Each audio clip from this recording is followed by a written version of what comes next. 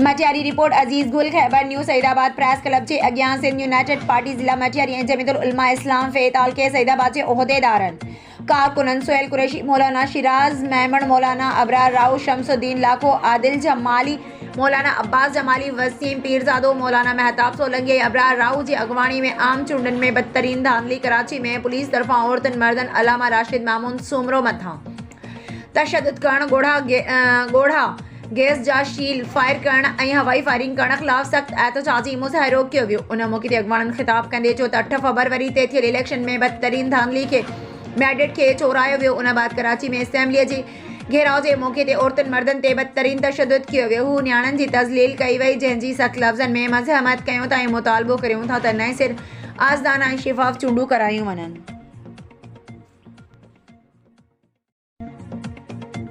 Mayor report में रियाज़ Soomro election 2024 में थियल धांधली ऐं कराची में कारकुननि मथां थियल तशद्दुद ख़िलाफ़ GDA पारां ॾिनल कारे ॾिहाड़े जे सिलसिले में GDA ऐं संदसि इत्तेहादी पार्टियुनि पारां नियाज़ अली बुढ़ो मौलाना मसूद पवर मोहम्मद अयूब खोसो अब्दुल लतीफ़ कांधरो हबीब हुजूरी सदाम डेरो शकील अतार अज़हर सिद्दीकी ऐं ॿियनि जी अॻवानी में एहतजाज। GDA में शामिल इत्तेहादिन पार्टियुनि JUI PTI जमात इस्लाम SUB मजलिस वदत अल मुस्लिमीन शहीद भुट्टो जे अॻवाननि ऐं कारकुननि पारां वाहन ते कारियूं पटियूं ॿधी नेशनल प्रेस क्लब में हड़ालो धांधली ख़िलाफ़ ज़ोरदार नारेबाज़ी कई। उन मौक़े ते हिननि जो चवणु हो त वोटनि ते जुरलूं फेरायूं वयूं आहिनि, सरेआम ठप्पा हणी हारायल उम्मीदवारनि खे खटरायो वियो आहे। सिंध में हिक पार्टी खे ज़बरदस्ती मुसलत कयो वियो आहे। 15 साल सिंध लुटींदड़नि ऐं अवाम पारां रद्द कयल माण्हुनि खे धांधलियूं करे इक़्तिदार ॾेई अवाम जे वोट जी तौहीन कई वई। इलेक्शन कमीशन धुर बणियल रही।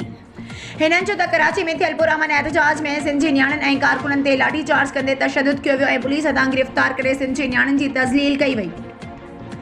जे अमल जी पिण सख़्त मज़ाहमत कयूं था। इन्हनि घुर कई आहे त मुल्क ऐं अवाम सां थियल वेसाघाती जो नोटिस वठी अवाम जो मैंडेट चोरी कंदड़ ख़िलाफ़ कार्रवाई कई वञे। उन मौक़े ते मसरूर बुढ़ो सैद फताह शाह एडवोकेट नूर जतोई महबूब खोसो अब्दुल वहाब सांगी डॉक्टर इरशाद सोलंगी जहांगीर अबड़ो ऐं ॿियनि वॾे तादाद में कारकुननि शिरकत कई। मीरपुर ख़ास रिपोर्ट सूमार समय जो पाकिस्तान पीपल्स पार्टी तरफ़ां म्यूनसिपल कारपोरेशन मीरपुर ख़ास जे डिप्टी मेयर लाइ नामज़द कयल सुमेरा बलोच 27 वोट खणी म्यूनसिपल कारपोरेशन जे डिप्टी मेयर नामज़द थी वई। मीरपुर ख़ास पाकिस्तान पीपल्स पार्टी जे उम्मीदवार सुमेरा बलोच 27 वोट खणी मीरपुर ख़ास जे डिप्टी मेयर चूंडजी वई जॾहिं त MQM पाकिस्तान जे नामज़द खलील अहमद शेख 4 वोट हासिल कया। ऐवान साफ़त सूमार समय जो फरीदाबाद में खून जा जवाबदार गिरफ़्तार करियो। तीवणा बिरादरी जी औरतुनि मर्दनि ॿारनि क़ुरान पाक खणी एहतजाजी मुज़ाहिरो कयो। असांजा मुख़ालिफ़ ख़ासि कली बिरादरीअ जा माण्हू केस तां हथ खणण लाइ हिरासा कयूं वञनि था। मौतमार धमकियूं ॾेई रहिया आहिनि। मक़तूल नौजवान इम्तियाज़ तीवणो जे क़त्ल में मुलविस जवाबदार सरेआम घुमी रहिया आहिनि। पुलिस जवाबदारनि खे गिरफ़्तार करण लाइ तयार नाहे। असांखे कुझु बि थियो त उन जा ज़िम्मेवार आहिनि। SSP दादू खां नोटिस वठण जी घुर कई आहे। तफ़सील मूजिब फरीदाबाद लगोट अला ॾिनो तीवणो में तीवणा ऐं ख़ासि कली बिरादरी विच में हलंदड़ तकरार वारो मामिलो। मक़तूल इम्तियाज़ तीवणो जे क़त्ल में केस में जवाबदार गिरफ़्तार न थियण ऐं मौतमार धमकियूं मिलण ख़िलाफ़ तीवणा बिरादरी जी वणनि मक़तूल जे वालिद इमाम बख्श तीवणो, इमाम अली तीवणो, आमना खातू, सकीना खातू, रहीमा अजीज़ा खातू ऐं ॿियनि क़ुरान पाक हथनि में खणी एहतजाज कंदे चयो त मक़तूल इम्तियाज़ तीवणो जे क़त्ल केस में घुर्बल जवाबदार सरेआम घुमी रहिया आहिनि। असांखे केस तां हथ खणण लाइ मुख़ालिफ़ धुर न्याज़ निसार ज़मीर सिकंदर ऐं मुश्ताक हिरासा करे रहिया आहिनि। हिननि चयो त असांखे मौतमार धमकियूं मिली रहिया आहिनि।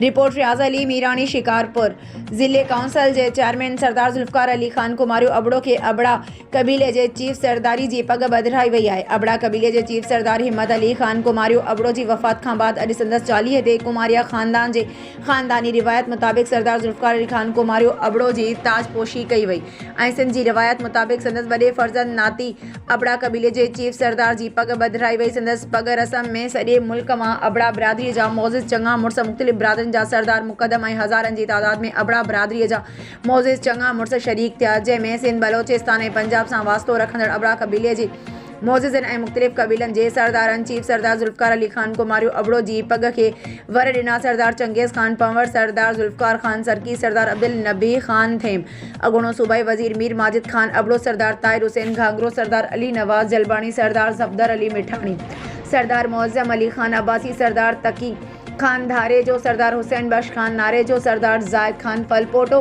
सरदार इल्ताफ हुसैन तुनियो, सरदार सिकंदर खान काके पोटो, सरदार अला बख्श खान काके पोटो, सरदार मंजूर अहमद खान मंगरियो, सरदार जफरुल्ला खान सांगी, सरदार जुल्फकार अली खान कुमारियो अबड़ो बिरादरी सां मुखातिब थींदे चयो त सभ खां पहिरियां तालीम ते ध्यानु ॾियो, नौजवाननि ऐं नियाणियुनि खे तालीम ॾियारियो। मीरपुर ख़ासि रिपोर्ट सूमार समय जो मीरवार रोड ते बेरमोरी भरिसां रिक्शा ऐं मोटरसाइकिल विच में टक्कर, रहवासी हीरापुर राय सिंह समघड़ो सख़्त ज़ख़्मी औरत जी टंग ॿिनि हंधनि तां भॼी पई। ऐवान साफ़त सूमार समय जो रिपोर्ट रियाज़ अली मीरानी शिकारपुर, हाजी अब्दुल लतीफ़ शाह मोल्ला शिकारपुर म्यूनसिपल इंतज़ामिया जा कारनामा। वार्ड नंबर 25 काउंसलर शमशाद मामूण जे वार्ड जी ही हालत आहे, नालियुनि जी सफ़ाई खे काफ़ी अरसो थी वञे थो पर सफ़ाई नथी कई वञे। अगरि सफ़ाई जो अमलो अचे थो त सफ़ाई करे गुम थी वञनि था, जेकॾहिं सफ़ाई कनि था त कचिरो नथा खणनि। अॼु हिन नाले जी सफ़ाई खे 5 ॾींहुं गुज़री चुको आहे। म्यूनसिपल अमलो कमु कंदे चई विया हुया त असां मानी खाई अचूं था, मानीअ जो टाइम थी वियो आहे, बुख लॻी आहे, असां मानी खाई करे कचिरो वाद में खणंदासीं, अञा ताईं कोन खयो वियो आहे। हिन कचिरे जे पाड़े में ख़तरनाक बीमारियूं फैलजनि थियूं, मच्छरनि जो अज़ार वधी वियो आहे, मौसूम ॿार मलेरिया जी बीमारी में मुब्तला थी विया आहिनि। मोहल्ले वारनि जो चवणु आहे त असां चीफ म्यूनसिपल आबिद राजपूत ऐं चेयरमैन म्यूनसिपल फयाज़ महमूद साहब खे गुज़ारिश करियूं था त हिन कचिरे खे जल्द खयो वञे त म्यूनसिपल इंतज़ामिया ऐं वार्ड जो काउंसलर शमशाद महमूद ज़िम्मेवार हूंदो।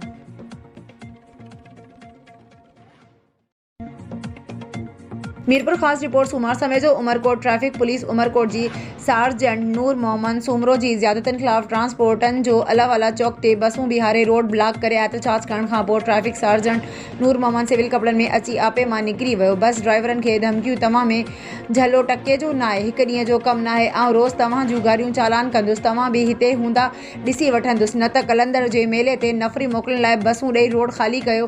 हितां जी ट्रांसपोर्टरनि DIG मीरपुर ख़ासि SSP खां मुतालबो कयो आहे त नोटिस वठी असांजे हिन खां जान छॾाई वञे, न त ॿी सूरत में सख़्तु एहतजाज कयो वेंदो। ऐवान साफ़त सूमार समय जो झलक रिपोर्ट लखो ॾिनो झरकाई 29 अक्टूबर 2023 खां मुर्फ़ जे ताउन सां मुफ़्त मच्छरदाननि जी विरासत लाइ पूरे ज़िले मां सर्वे करण ऐं मच्छरदाननि जी विरासत करण लाइ समय रज़ाकार खयां विया। जिन माण्हुनि जूं गारियूं दड़का बेइज़तियूं बर्दाश्त करे पंहिंजो कमु मुकमल कयो, पर अफ़सोस 5 महीना गुज़री चुका आहिनि पर ग़रीब रज़ाकारनि खे अञा ताईं संदन मुआवज़ो नाहे मिलियो। उन मौक़े ते UC सोन मां इरशाद अली गंदरो, मुर्ज़ा सिद्दीक़ गंदरो, गुल हसन हेलायो, जहांगीर सोलंगी, सैद शेर अली शाह, UC झरक मां हैदर अली भट्टी, मज़हर मेमण, अयाज़ अली रिन ऐं ॿियनि मीडिया सां जे नुमाइंदनि अॻियां दाईंदे चयो त असां दोस्तनि खां उधारा पैसा वठी पंहिंजे हणा वणा ख़र्च करे मुर्फ़ इदारे वारनि खे घर घर वञी सर्वे करे ॾिनी ऐं मच्छरदाननि जी विरासत पिणु करे ॾिनी, पर अफ़सोस पंहिंजो महीनो गुज़री रहियो आहे पर अफ़सोस असांखे मुआवज़ो न मिली रहियो आहे। हिननि वज़ीर आला सिंध सेशन जज ठटा ऐं DC ठटा ऐं ॿियनि आला इदारनि खे मुतालबो कंदे घुर कंदे चयो आहे त असांखे जल्द खां जल्द मुआवज़ो ॾिनो वञे, ॿी सूरत में सख़्त खां सख़्तु एहतजाज कयो वेंदो।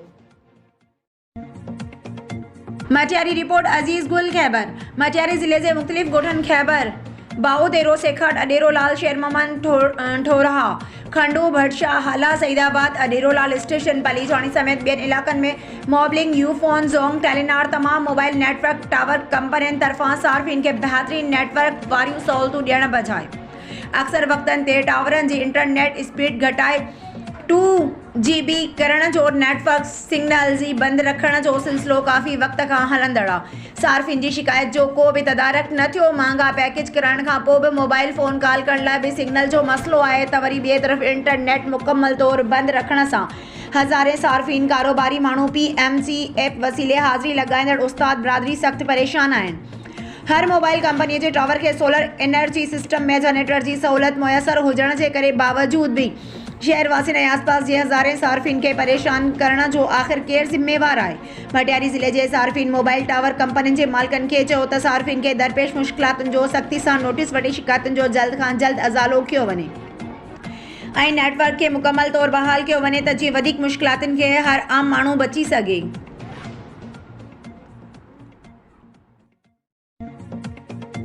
मटियारी रिपोर्ट अजीज गुल खैबर वेझो गोड़ रमज़ान माशी जो मौसम गुलन छड़ा वाड़ा स्कूल विंदड़ 10 शागिर्द वञी रहिया हुआ त रस्ते में उन्हनि मां ॿिनि शागिर्दनि अब्दुल हमीद पुट अब्दुल करीम सोलंकी ऐं अब्दुल लतीफ़ सोलंकी खे छिते कुते ॾाड़े विधो जिनखे सेखाट PPHI rural health centre Khyber आंदो वियो जिते छिते कुते जी चक पाइण जी वैक्सीन कोन हुई जंहिंखां पोइ मुतासिर ॿारनि जे वारसनि ॿारनि खे सिविल अस्पताल मटियारी वैक्सीन लाइ आंदो जिते वैक्सीन न हुअण सबबि खेनि फौरन आगा अस्पताल हैदराबाद दाख़िल कियो वियो।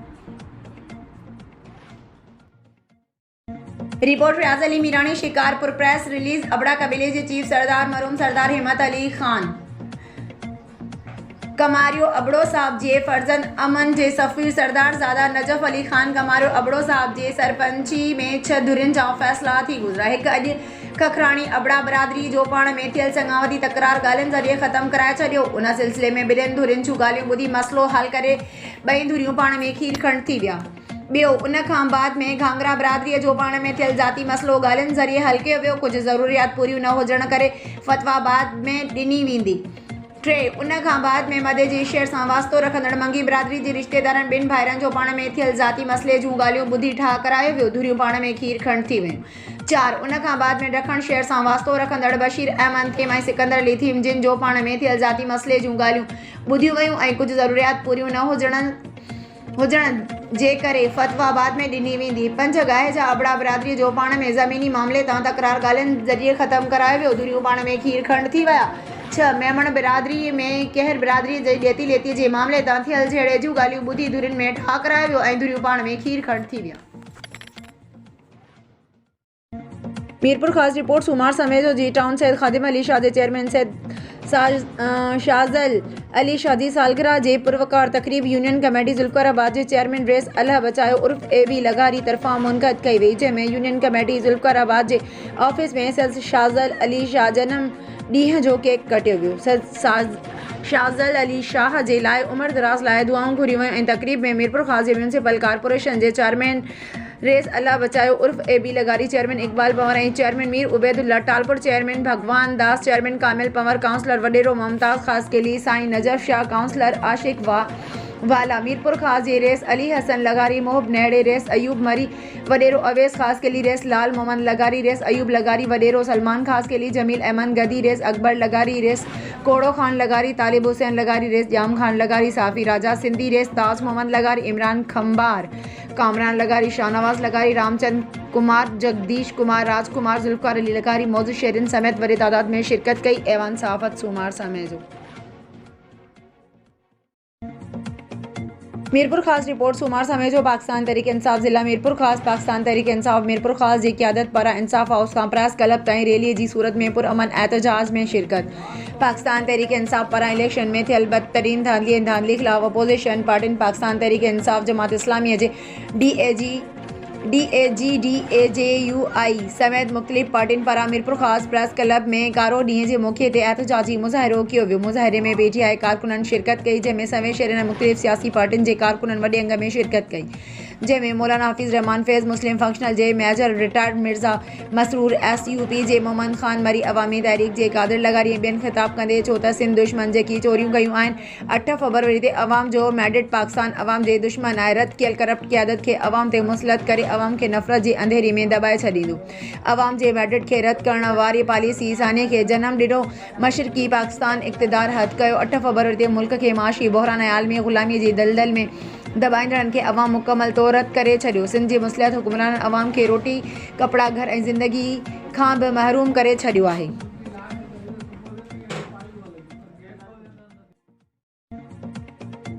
मीरपुर खास रिपोर्ट सुमार समय जो DIG मीरपुर खास रेंज तनवीर आलम ओडो जी हुक्म जी रोशनी में ट्रैफिक पुलिस मीरपुर खास पारां ग्राउंड घिटी मार्केट चौक ऐं फ्रूट मार्केट में हद दख़लनि ख़िलाफ़ कार्रवाई करे क़ाइमु कयल हद दख़लनि खे हटाए वियो जॾहिं त केतिरनि ई ख़िलाफ़ क़ानूनी कार्रवाई कई वई। ऐवान सहाफ़त सुमार समय जो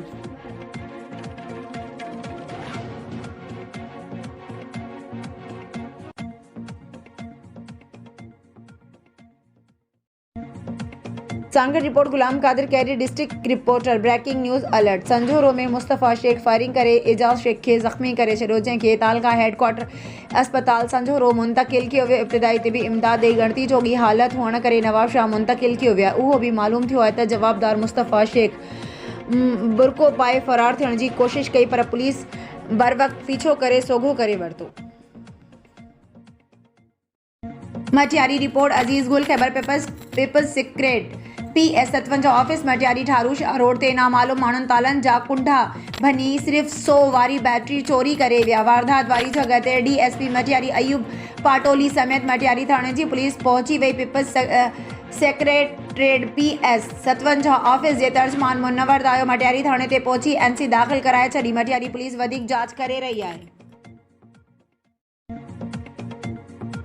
मीरपुर ख़ास रिपोर्ट सूमार समय जो हाजी यूसुफ गाया फोत थियण खां पोइ अस्पताल गुज़िरियल 20 ॾींहं खां बंदि आहे। अस्पताल में इलाज हेठि आयल 250 थलसीमिया ॿारनि खे रत जो अतियूं ऐं वाइट सेल्स न मिली सघिया आहिनि। मीरपुर ख़ास शहर में सिविल अस्पताल समेत कंहिं बि ख़ानगी अस्पताल में वाइट सेल सेपरेशन मशीन न हलाई वई। हाजी यूसुफ गाया अस्पताल में केतिरनि ई सालनि खां थलसीमिया जे मरीज़नि जूं ज़िंदगियूं बचाइण ऐं खेनि मुफ़्त रत जो अतियो ॾियण जो मसीहा हो। सभु ॿार उन्हनि जा वालिदैन ॾाढा ग़रीब आहिनि। कमिश्नर मीरपुर ख़ास डिप्टी कमिश्नर मीरपुर ख़ास जे चूंडियल नुमाइंदनि मखीर हज़रात खे अपील आहे त हिननि ॿारनि जूं हयातियूं बचाइण जे लाइ हंगामे बुनियादनि ते क़दम खयां वञनि। ऐवान साफ़त सूमार समय जो रिपोर्ट शाज़ अली मीरानी शिकारपुर ॾखण फुर्जी वारदात ॾखण शहर जा शरीफ़ दुकानदार ॾोहारनि जी निशानीअ ते पुलिस ॾोहारनि जे इनानी बणियल। ॾखण शहर में मेन स्ट्रीट ते हथियार बंदनि फोरुनि जी बचियल उजण जे किरियाने जी दुकान ते का दुकानदार अमले खे यरकमाल बणाए लखे रुपया फुर करे फरार थी विया। ब्यूरो चीफ जिला दादू साहब खान आलो जी रिपोर्ट मुताबिक सिंध ब्यूरो इताज जे सदर फैज़ मोहम्मद बिरोई जनरल सेक्रेटरी अब्दुल रज़ाक बिरोई जे हुकुम ते सिंध ब्यूरो इताज जे रहनुमा हाजी रसूल बख्श बिरोई जी रिहाइशगाह ते अॻवाणनि जी प्रेस कॉन्फ्रेंस। अॻवाणनि चयो त बिरोई बिरादरी सां का बि नाजाइज़ी बर्दाश्त न कंदासीं। असांजो पैगाम अमन मोहब्बत भाईचारे वारो आहे। अहिड़ो इज़हार सिंध ब्यूरो इताज जे सूबाई अॻवाणनि मीर मोहम्मूद खान बिरोई, मीर अब्दुल वहाब मेंगल बिरोई, वडेरो मोहम्मद बिरोई, हबीब बलोशी, मोहम्मद असलम बिरोई, मोहम्मद नवाज़ बिरोई, वलीद बज़ेंजो, रियाज़ अहमद शहवानी, असलम बिरोई ऐं ॿियनि मेड़ में मीर रसूल बख्श बज़ेंजो जी रिहाइशगाह ते प्रेस कॉन्फ्रेंस कंदे चयो। हिननि चयो त असांजो मक़सदु बिरोई बिरादरी सां यकजहती ऐं सदन सां थींदड़ ज़्यादतियुनि जे बारे में आहे। सिंध में बिरोई बिरादरी सां तमामु घणियूं ज़्यादतियूं कयूं पियूं वञनि जिन जे हल लाइ गॾु थिया आहियूं। हिननि चयो त असांजी बिरोई बिरादरीअ जे माण्हुनि जी ज़मीननि ते मुख़्तलिफ़ माण्हुनि कब्ज़ा कया विया आहिनि जिन जे हल लाइ हर मुमकिन कोशिशूं कयूं वेंदियूं। असां अमन परस्त माण्हू आहियूं, नाजाइज़ी बर्दाश्त न कंदासीं। हिननि चयो त असांजो क़ाइद मीर मोहम्मद अमीन मेंगल बिरोही आहे जेको ॾींहं राति बिरोई बिरादरी जा मसइला हल करे थो।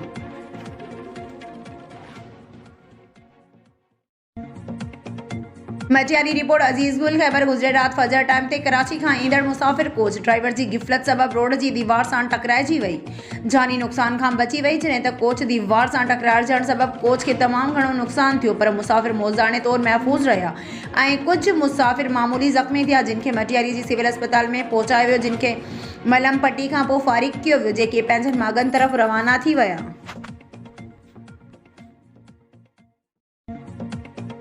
ठारूशाह में औक़ाफ़ खाते पारां ठंदड़ सैयद ठारूशाह बुखारी जी दरगाह में मनपसंद ख़ानदान जी ठंदड़ हवेली में नाक़स मटीरियल जे इस्तेमाल ख़िलाफ़ सैयद बिरादरी ऐं मुरीदनि जो एहतजाज।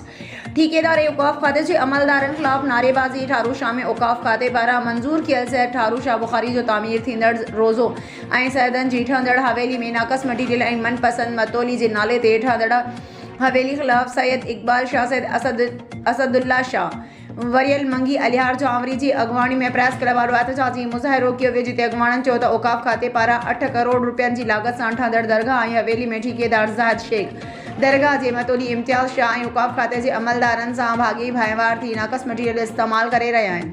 हिननि चयो त दरगाह जो पाण खे मतोली सॾाईंदड़ इम्तियाज़ शाह पंहिंजो घर ॾहाराए ठेकेदार खां ॿीहर सरकारी लागत सां हवेली जे नाले घर तामीर कराए रहियो आहे ऐं भरिसां सैयद इक़बाल शाह जो घर खे डैमेज करे रहिया आहिनि। रिपोर्टर नसीर अबड़ो।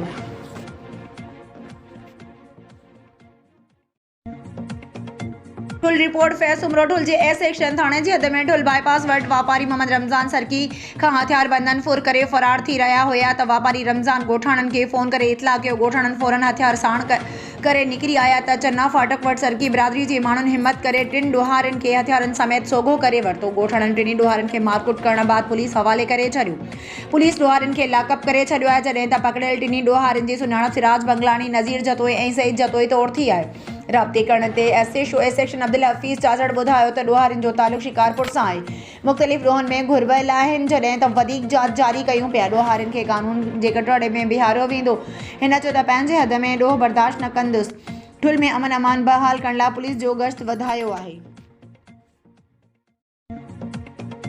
रिपोर्ट रियाज़ अली मीरानी शिकारपुर। म्यूनसिपल कमेटी शिकारपुर के चेयरमैन फयाज महमूद शेख ऐं सरदार मकबूल अहमद शेख खां शिकारपुर के शहरनि मुतालबो किया है त सिटी शिकारपुर के विच आबादी वाले इलाके स्टोरगंज इलक सब्जी मंडी के करे उन हंध ते एक तरफ गंदगी जा हद खां वधीक थी ऐं ॿिए तरफ इंक्रोचमेंट सबब शहरी वॾे अज़ार में आहिनि। तंहिं करे उहा सब्जी मार्केट शहर खां ॿाहिरि वारी सब्जी मंडी वारे प्लॉट ते क़ाइमु कई वञे। वाज़े रहे त 2006 में उन वक्त जी ज़िले नाज़िम शिकारपुर मोहम्मद आरिफ खान महर शहर खां सब्जी मार्केट के ॿाहिरि मुंतकिल करण जे लाइ सखर रोड सां जुन्नो शरीफ लिंक रोड सां अहिड़ो प्लॉट ख़रीद करे सब्जी मार्केट ॿाहिरि मुंतकिल पई चाहे, पर ज़िला हुकूमत वारे दौर के खात्मे खां पोइ अहिड़ी सब्जी मार्केट ॿाहिरि मुंतकिल न थी सघी। हाणे उन प्लॉट ते माण्हुनि कब्ज़ा करे घर करे छॾिया आहिनि, जॾहिं त सब्जी मार्केट वारी उन प्लॉट ते दुकान इमारत ऐं मस्जिद पिणु अॻुवाट ई तामीर कराए अलाए प्लॉट जे ॿाहिरीं दीवार कुझु हंधनि खां टुटल आहे। शहर खां सखर रोड तोड़े जो जुनू शरीफ रस्ते सां सवारी भी आम आहे, पुलिस पिकेट भी आहे। शहरनि जे मुतालबे मूजिब अहिड़ी सब्जी मार्केट शहर खां ॿाहिरि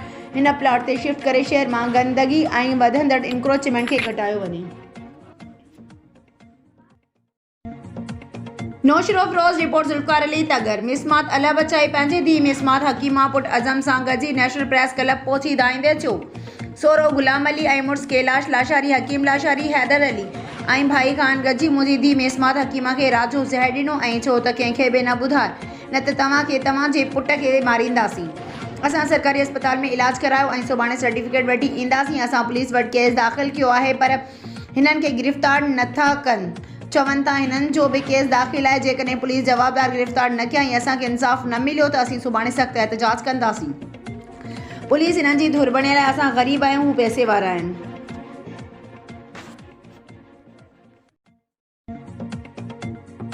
मीरपुर ख़ासि रिपोर्ट सूमार समय जो डोरो नारो ऐं भरपासे वारनि ॻोठनि में छितनि रोलू कुतनि जो अज़ार वधी वियो। ॿारड़ा तोड़े वॾनि खे छितनि कुतनि जो ॾाण रोज़ जो मामूल बणियल। गुज़िरियल 2 महीननि दौरान 7-8 ॿारनि तोड़े वॾनि खे कुता ॾाड़े विधो। राति देर सां चौपाई माल खे भी कुतनि खाई मारे विधो। ख़बर मूजिब डोरो नारो ते दड़ो राति देर सां पोरियत नज़र मोमन जे घर में बदल चौपाई माल बकरीअ ते छितनि कुतनि हमलो करे विधो। छितनि कुतनि 3 बकरा खाई मारे छॾिया। पोरियत जा 2 हथ मथे ते अची विया। पोरियत नज़र मोमन ॻाल्हाईंदे चयो त ग़रीब मिसकिन माण्हू आहियां, छितनि कुतनि 3 बकर खाई मारे विधा आहिनि। घर जो सफ़र गुज़र चौपाई माल ते हो पर कुतनि इहे बि मारे विधा। ॿिए पासे ढोरो नारो रूरल हेल्थ सेंटर मां मिलियल ॼाण मूजिब गुज़िरियल 2 महीननि दौरान ढोरो नारो ऐं भरपासे जे ॻोठनि में 7-8 माण्हुनि खे छितनि कुतनि ॾाड़े विधो आहे। रूरल हेल्थ सेंटर मां मिलियल ॼाण मूजिब छितनि कुतनि जे ॾाड़ियल माण्हुनि में मोहब आरेसर, ॿारड़ो, इशफाक वल्द, अयूब, दौलत वल्द, अरबू, अर्जुन वल्द, गंगूबील, तरशादी, तीरथ लोहार, रावल वल्द, हीरो मैगवाड़ समेत ॿिया शामिल आहिनि। इलाइक़े वासियुनि मुतालबो कयो त डोरो नारो ऐं भरपासे वारनि ॻोठनि में मुसलसल कुता मार मुहिम हलाए छितनि ऐं रोलू कुतनि जो ख़ात्मो आंदो वञे। हिननि वधीक चयो त डोरो नारो टाउन ऑफिसर हिकु ॾींहुं कुता मार मुहिम हलाए पोइ बंदि करे छॾे थो, तंहिं करे कुतनि जो ख़ात्मो नथो अचे। हिननि मुतालबो कयो त कुता मार मुहिम जो शुरू करे छितनि रोलू कुतनि जो ख़ात्मो कयो वञे, ॿी सूरत में एहतजाज कयो वेंदो। खैबर रिपोर्ट अजीज गुल खैबर वासी नाले असजद लाखो वल्द अहमद लाखो 3 साल अॻु हैदराबाद मज़दूरी सांगे वियो, उतां गुम थी वियो आहे। घणी ॻोल्हा खां पोइ बि हथ न अची सघियो आहे। संदसि वारसा ख़दशो ॾेखारियो आहे त संदन नौजवान अगवा थी वियो। संदन ॻोल्हा में मदद कई वञे। हिननि चयो त असजद असां खां मज़दूरी लाइ मोकल वठी वियो पर 3 सालनि खां संदन को बि ॾस पतो कोन्हे मिलियो। संदसि माउ ऐं ॿिया घर वारा सख़्तु परेशान, असांजी ॻोल्हण में मदद कई वञे। सेकंड रिपोर्ट काजी अली रज़ा सनाई। मनहाज अल कुरान इंटरनेशनल के चेयरमैन डॉक्टर हसन अब्दुल हया कादरी सिंध के मशहूर रूहानी मरकज़ दरगाह पीर ज़ाकरी सकरन ते पहुंची चादर चाड़े फातिहा ख़्वानी करे दुआ घुरी। जंहिं बाद हिन दरगाह शरीफ ते मनहाज अल कुरान के इंतज़ाम हेठ हलंदड़ क्लासुनि जा 16 सेमेस्टर मुकमल थियण ते क्लासुनि जो जाइज़ो वरितो ऐं शागिर्दनि सां मुलाक़ात पिणु कई। उन मौक़े ते डॉक्टर हसन अब्दुल हया कादरी ॻाल्हाईंदे चयो त सिंध जूं दरगाहूं दर्सगाहूं भी आहिनि त इंसानियत जो अलम बरदार पिणु आहिनि। सिंध में जिते भी वञण थियो आहे उते मोहबतूं ई मोहबतूं मिलियूं आहिनि। हिन चयो त दरगाह पीर ज़ाकरी जी सजादत नशीन सैयद मोहम्मद मुनीर शाह पारां हमेशह इज़तूं ॾिनियूं वयूं आहिनि। अॼु हिते अचण जो मक़सदु 16 सेमेस्टर जी पुॼाणी ऐं शागिर्दनि सां मुलाक़ात करणु हुयो। कोशिश कंदासीं त अॻिते बि मनहाज अल कुरान जी पढ़ाई जारी रखूं। उन खां अॻु दरगाह शरीफ जे सजादा नशीन सैयद मोहम्मद मुनीर शाह जे फर्ज़ंद सैयद दारा शकवा संदन दरगाह शरीफ़ पहुंचण ते संदन शानदार आदुर्भव कयो। उन दौरान 16 सेमेस्टरनि जी मुकमल थियण बाद थियल पढ़ाई बाबति पिण शागिर्दनि खां तासुर वरिता। उन मौक़े ते मज़हर अलवी फैज़ सलाम डॉक्टर अब्दुल रसूल कादरी काजी जावेद सनाई फ़कीर मोहम्मद नवाज ख़ास केली गुलाम नबी मलाई फ़कीर जाम खान मक्सी पिण मौजूद हुआ।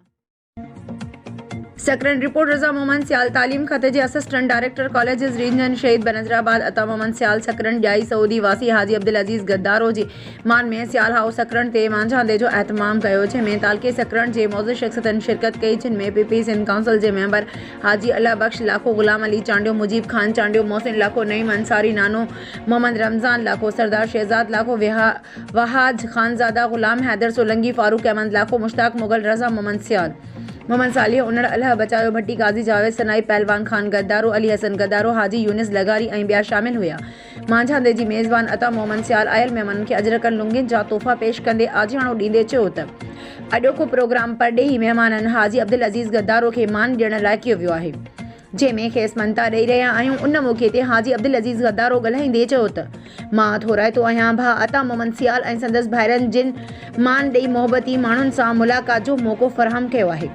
हिन चयो त सिंध महिमान नवाज़ी में पंहिंजो मट पाण आहे। जॾहिं बि सिंध अचणु थींदो आहे तॾहिं महिमान नवाज़ी जूं नयूं तारीख़ूं जुड़ंदियूं आहिनि। गुज़िरियल 1 महीने खां मांझांदनि आजियाणनि ऐं दावतनि साबित कयो आहे सिंध पंहिंजी महिमान नवाज़ी वारी सदियुनि पुराणी सक़ाफ़त खे क़ाइमु रखंदी अचे। मांझांदे में सलाहुद्दीन अंसारी, राजा ख़ास केली, फ़हद अंसारी, आफ़ाक़ सुमरो, इक़बाल चांडियो, इम्तियाज़ कीरियो, सदर कीरियो, साजिद अंसारी पिण शरीक हुआ।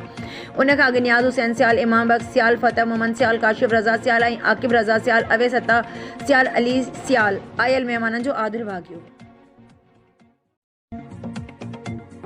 नौशरो फ़रोज़ रिपोर्ट ज़ुल्फ़िकार अली तगड़। नौशरो फ़रोज़ भरिसां घोट कोड़ो ख़ान लाशारी जी रेवासण मिसमात यास्मीन पंहिंजे मुड़ुसु गुलाम अली लाशारी सां गॾिजी बासरनि जे ज़ुल्मनि खां तंग थी करे नेशनल प्रेस क्लब ते पहुची मीडिया खे ॿुधायो त अज़ीज़ुल्लाह सां रिश्तेदारी थियल आहे। उन जो पुटु अज़म सां मुंहिंजी धीउ सां शादी थियल आहे। जॾहिं मुंहिंजी धीउ खे पंहिंजो सहुरो मुड़ुसु एजाज़ रियाज़ कांडेरो ऐं वहीद सरगाणी बिलाज आवाज़ मथां मुसलसल तशदुद कंदा रहंदा आहिनि। असांजे मना करण तां हथियारनि जे ज़ोर ते असांजे मथां बि तशदुद कंदा आहिनि। अॼु वरी मुंहिंजी धीउ ते तशदुद करे गुम करे छॾियो आहे, जंहिंखे हिकु न्याणीअ जो औलाद आहे। जॾहिं असां नौशरो फ़रोज़ थाणे ते NC दाख़िल कराई आहे, पर अफ़सोस सां तो चवणो पवे त पुलिस कख बनी ॿीणो नाहे कयो। ग़रीब हुजण जे करे केरु ॿुधण लाइ तयारु न आहे। हू पैसे वारा आहिनि। असांजो मुतालबो आहे IG सिंध DIG शहीद बनज़राबाद सेशन जज SSP नौशरो फ़रोज़ खे अपील था कयूं त हमलावरनि जी ख़िलाफ़ नोटिस वठी असां सां इंसाफ़ कयो वञे ऐं न्याणी खे ज़ाहिर कयो। असांजी न्याणी खे कुझु बि थियो त उन जा ज़िम्मेवार मथियां बाअसर हूंदा।